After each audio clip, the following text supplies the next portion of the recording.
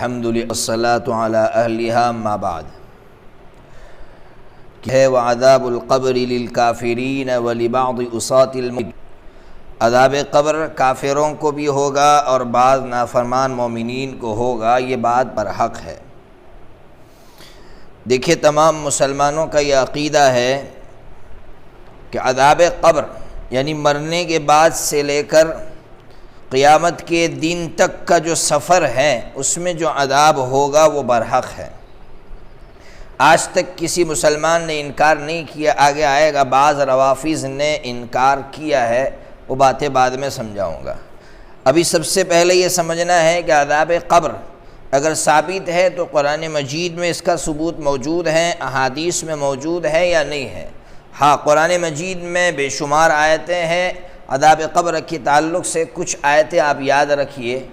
سب سے پہلی آیت النار یعرضون علیہا غدوا وعشیا ویوم تقوم الساعہ ادخلوا آل فرعون اشد العذاب۔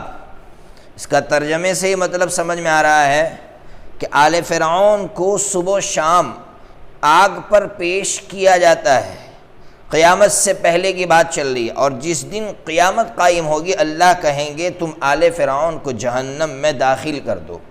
حضرت عبداللہ بن مسعود رضی اللہ تعالیٰ عنہ اس آیت کے تحت فرماتے ہیں کہ ان کو سزا اس طرح دی جاتی ہے کہ ابھی جہنم میں وہ داخل ہوئے نہیں ہیں، اس لیے کہ جہنم کا فیصلہ تو قیامت کے دن ہوگا، اس کے بعد وہ جہنم میں داخل ہوں گے۔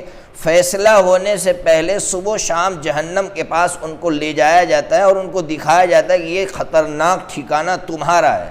تو آپ سمجھ سکتے ہیں کہ جب ذہنی اعتبار سے کسی کو اس طرح ٹارچر کیا جائے اور اس کو یہ بتایا جائے کہ یہ تمہارا ٹھکانہ ہے تو وہ بہت بڑی سزا مانی جاتی ہے۔ ایک انسان کو آپ مارے پیٹے تو یہ اس کے لیے بڑی سزا نہیں ہے، اس سے بڑی سزا یہ ہے کہ اس کو ذہنی اعتبار سے آپ تھکا دیں۔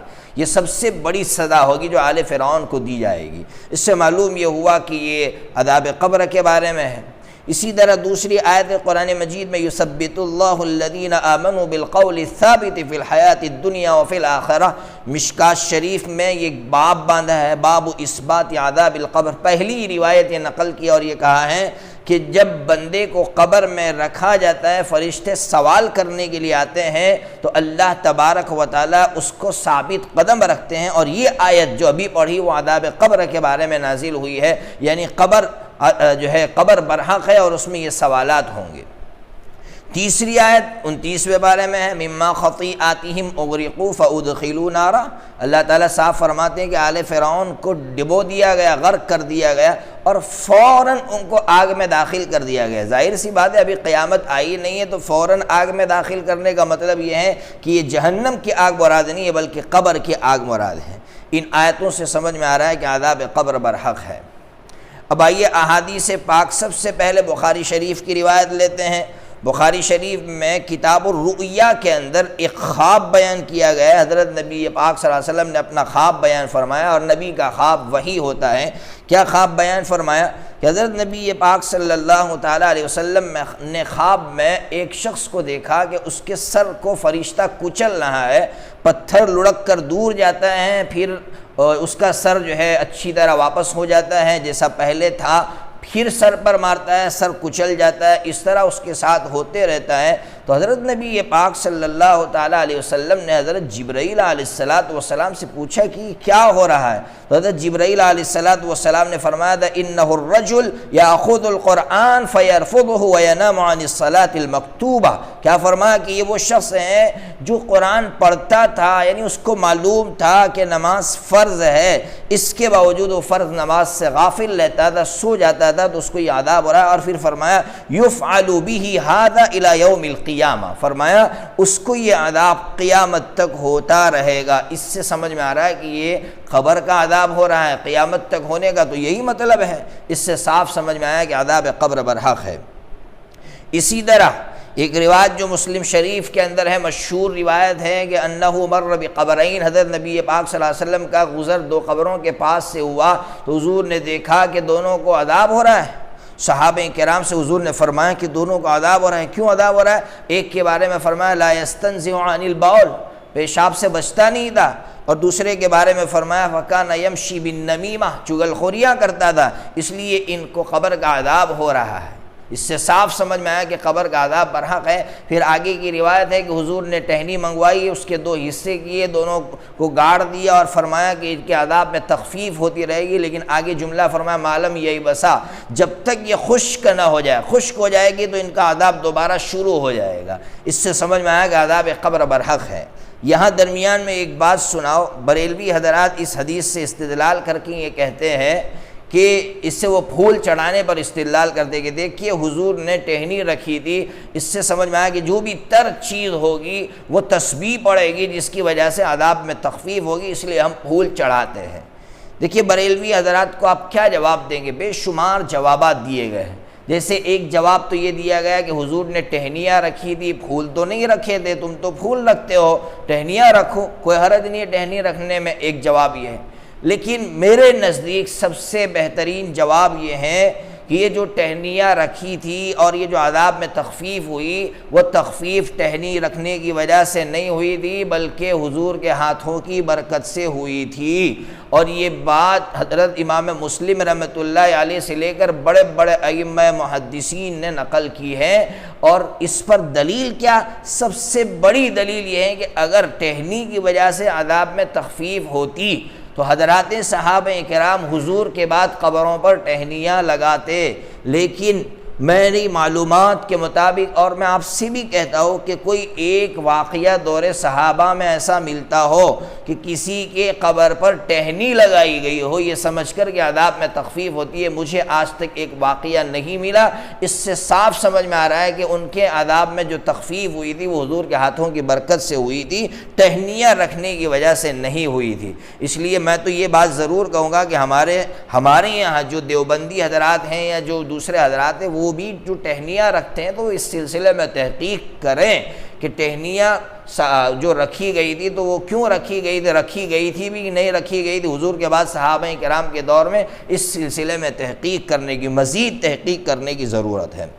بہرحال یہ احادیث ہیں، ان احادیث پھر اسی طرح ترمذی جو ہے مشکات شریف کے اندر ماں عائشہ صدیقہ رضی اللہ تعالی عنہا کی حدیث، مشہور حدیث موجود ہے کہ میں نے حضرت نبی پاک صلی اللہ علیہ وسلم کو ہر فرض نماز کے بعد قبر کے عذاب سے پناہ مانگتے ہوئے دیکھا ہے۔ اس سے سمجھ میں آ رہا ہے کہ عذاب قبر برحق ہے۔ اب ایک بات رہ جاتی ہے، بہت سے لوگ یہ سوالات کرتے ہیں کہ کن کن کو قبر میں سوالات نہیں ہوں گے، کن کو اللہ تعالیٰ قبر کے عذاب سے محفوظ رکھتے ہیں۔ دیکھیے اس سلسلے میں احادیث کا ذخیرہ جو جمع کیا ہے وہ علامہ شامی رحمۃ اللہ علیہ نے اپنی فتاوی شامیہ کے اندر نقل کیا ہے، اور انہوں نے القمی کے حوالے سے ذکر کیا ہے کہ کن لوگوں سے سوالات نہیں ہوں گے۔ سب سے پہلے نمبر پر انہوں نے انبیاء علیہم الصلاۃ والسلام کا نام لکھا ہے کہ انبیاء علیہم الصلاۃ والسلام سے سوالات نہیں ہوں گے، بالکل صحیح بات۔ دوسرے نمبر پر لکھا شہید سے سوالات نہیں ہوں گے۔ اسی طرح تیسرے نمبر پر لکھا مرابط کہتے ہیں سرحد کی حفاظت کرنے والے کو، اس سے بھی سوالات نہیں ہوں گے۔ اسی طرح طاعون پلیگ کے زمانے میں مرنے والے سے بھی سوالات نہیں ہوں گے۔ صدیق سچا، ایک صدیق ایک مقام ہے، اس سے بھی سوالات نہیں ہوں گے۔ بچوں سے سوالات نہیں ہوں گے۔ اور لکھا ہے المیت یوم الجمعہ او لیلتہا، جمعہ کے دن یا جمعہ کی رات میں مرنے والے سے بھی سوالات نہیں ہوں گے۔ ایک بات درمیان میں سنا دوں، یہ جو بات مشہور ہے کہ جمعہ کے دن یا جمعہ کی رات میں مرنے والے سے قبر میں سوالات نہیں ہوتے ہیں، یہ روایت ترمذی شریف کے اندر ہے۔ کیا روایت ہے سن لیجئے۔ ما من مسلم، عبداللہ ابن عمر رضی اللہ تعالیٰ عنہما راوی ہے کہ ما من مسلم یموت یوم الجمعہ او لیلۃ الجمعہ الا وقاه اللہ فتنۃ القبر، جو بھی مسلمان جمعہ کے دن یا جمعہ کی رات میں مرتا ہے اللہ اس کو قبر کے فتنے سے محفوظ رکھتی ہے۔ یہ ترمذی میں روایت ہے، جلد نمبر 1 صفحہ نمبر 205۔ لیکن علامہ کشمیری جیسا محدث کہہ رہا ہے کہ یہ روایت ضعیف ہے، اس لیے اس روایت کو لے کر اتنی باتیں عام کرنا اور یہ کہنا کہ بھئی جمعہ کے دن مرنے والا وہ سوال جواب سے محفوظ رہتا ہے، علامہ کشمیری رحمۃ اللہ علیہ فرماتے اس روایت ضعیف ہے، اس لیے اس سے صرف اتنی فضیلت زیادہ سے زیادہ ثابت ہو سکتی ہے، اس لیے ہمیں صرف دعا کرنا چاہیے، باقی عقیدہ نہیں بنانا چاہیے۔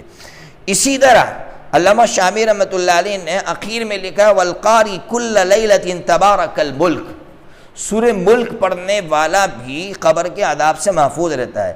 روایت مشہور ہے، غالباً یہ بھی ترمذی شریف ہی کے اندر ہے کہ صحابہ کرام نے خیمہ لگایا، ان کو پتہ نہیں تھا نیچے قبر ہے، تو جب خیمہ لگایا تو وہاں نیچے سے قرآن کے پڑھنے کی آواز آئی اور سورہ ملک پڑھ رہا تھا، اندر قبر میں بیٹھا ہوا شخص صحابہ کرام نے آ کے واقعہ سنایا تو حضور نے یہ الفاظ نقل فرمایا، ہی المنجیہ، یہ جو صورت ہے یہ نجات دینے والی ہے۔ کہے سے نجات دینے والی ہے؟ قبر کے عذاب سے نجات دینے والی ہے۔ اس لیے ہمیں بھی اس کا معمول بنانا چاہیے تاکہ ہم بھی قبر کے سوال جواب سے محفوظ رہیں۔